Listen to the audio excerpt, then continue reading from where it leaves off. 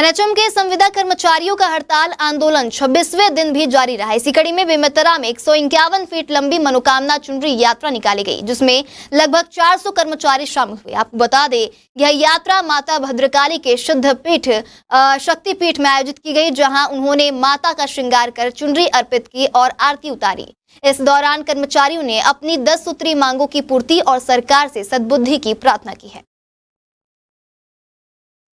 इस दौरान हड़ताल स्थल पर शिवसेना जिला अध्यक्ष रामराज शास्त्री अपने साथियों के साथ पहुंचे और उन्होंने एनएचएम कर्मचारियों के समर्थन में संबोधन दिया। उन्होंने कहा कि कर्मचारियों की मांगे पूरी तरह से जायज है और अगर सरकार गंभीरता नहीं दिखाएगी तो शिवसेना इस आंदोलन के साथ है और इसे और उग्र किया जाएगा। इसके साथ ही उन्होंने सरकार के रवैये को दोषी ठहराते हुए कहा कि कर्मचारियों पर नोटिस और बर्खास्तगी की कार्रवाई तेजी से की जा रही है, जबकि मांगों के समाधान में विलंब किया जा रहा है। अगर समाधान उसी गति से होता है तो यह स्थिति उत्पन्न नहीं होती।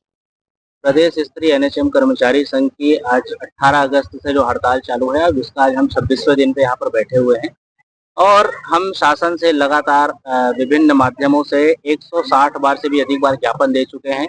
हमारी जो मुख्य मांगे हैं उनके विषय में सबसे पहला नियमितीकरण है, ग्रेड पे है, चिकित्सा परिचर्चा है, अनुकंपा नियुक्ति। लगातार की बात करें, स्वास्थ्य अमला में काफी दिक्कतों का सामना करना पड़ रहा है। जैसे हमने गांव में भी देखे, बहुत सारा स्वास्थ्य विभाग में कर्मचारी का कमी आ रहा है। जिला अस्पताल में जो इन्हीं लोग के माध्यम से इलाज होता है।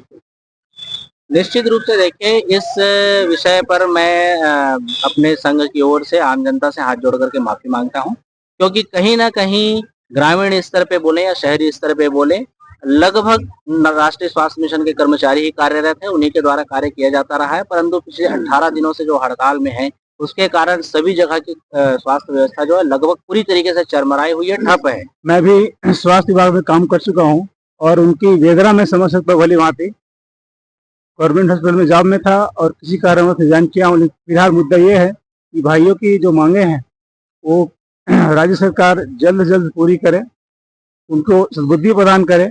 क्योंकि देखिए, इनका जो माताएं हैं, बहनें हैं, भाई हैं, सभी बैठे हुए हैं और विगत 18 तारीख से हैं। मुझे जानकारी नहीं थी, मैं इधर नहीं आ पा रहा था, मेरी दुर्भाग्य है। लेकिन अभी अभी शिवसेना परिवार की ओर से धनंजय प्रहार जी के आदेश से पूरे प्रदेश में जितने भी शिव सैनिक हैं इनके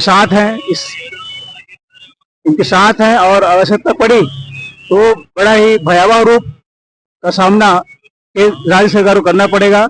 एनएचएम कर्मचारी संघ लगातार यहाँ हड़ताल पे है, प्रशासन भी इसका कोई ध्यान नहीं दिया जा रहा है। अभी इन लोग सामूहिक इस्तीफे देने के बाद लगातार यहाँ तहसील कार्यालय पे धरना प्रदर्शन दे। चलिए, ज्यादा जानकारी के लिए हमारे साथ यहाँ शिवसेना के जो रामराज शास्त्री जी है, वो भी आज सामूहिक रूप से यहाँ समर्थन दे रहे हैं। ज्यादा जानकारी के लिए बात करने का प्रयास जी, इन लोग का जो मांग है किस आधार पे वो करना चाह रहे, पूरी बात बताइए। इस की वेदना मैं समझ सकता हूँ, क्योंकि मैं भी स्वास्थ्य विभाग में काम किया हूँ। अभी कुछ देर पहले मुझे धनंजय भैया से बात हुई, उन्होंने कहा कि प्रदेश प्रमुख है हमारे शिवसेना के और मैं जिला अध्यक्ष हूँ। तो बात किया तो कहा कि बिल्कुल समर्थन कीजिए और उनके हम साथ है। रायपुर का है तो रायपुर, केंद्र है तो केंद्र तक जाएंगे। क्योंकि देखिए, हर किसी को अपने घर चलाने के लिए अर्थ की आवश्यकता होती है। अर्थ की प्रधानता, पैसा सब कुछ नहीं होता लेकिन बहुत कुछ होता है, ठीक है। इसलिए घर की रसोई बंद है माताओं की, बहनों की। इसकी वेदना मेरे माध्यम से वहां तक पहुंचे और जल्द से जल्द, पहले बोल चुका हूं, मैंने इससे पहले बोला भी था, 7 दिन का समय है। 8वां दिन किसी के पास नहीं होता है। यदि 8वां दिन आए वो सबके लिए हितकारी होगा, वो स्थिति न बने। इसलिए सद्भावनापूर्वक, विनती पूर्वक बोल रहे हैं कि इनकी मांगे मान ले, यथाशीघ्र हो। विलंब करेंगे तो परिणाम भयावह होगा। जय महाकाल। तो देखें कि शिवसेना के यहाँ के जो जिला अध्यक्ष है, जिस तरह से जो बताया कि उन लोग का समर्थन दिया जा रहा है और हमारे साथ कुछ लोग बात करने का प्रयास करते हैं।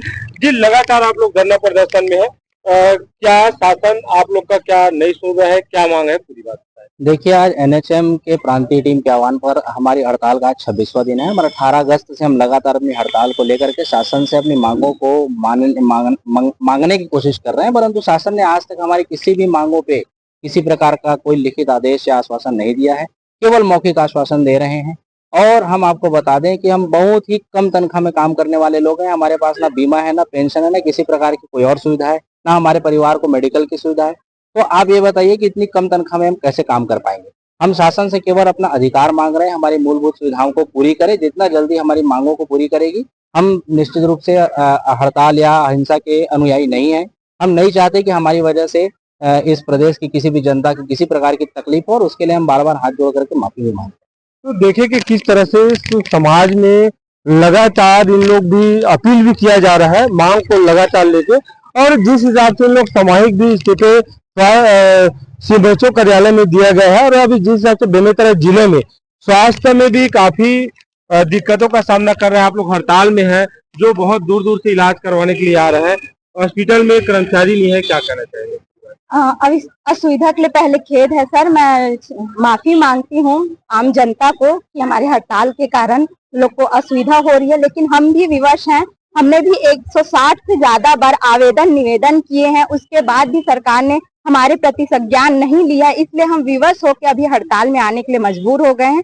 जैसे ही सरकार जो है लिखित आदेश हमारे लिए कोई निकालती है, लिखित में हमें देती है कि चाहे वो अनुकंपा नियुक्ति हो, चाहे वो नियमितीकरण हो या ग्रेड पे हो, जो हमारी प्रमुख मांगे हैं उनको अगर सरकार हमको देती है तो आज देती है, तो हम आज शाम को ही जाके हम अपना ड्यूटी ज्वाइन कर लेंगे और लोगों की सेवा करेंगे सर।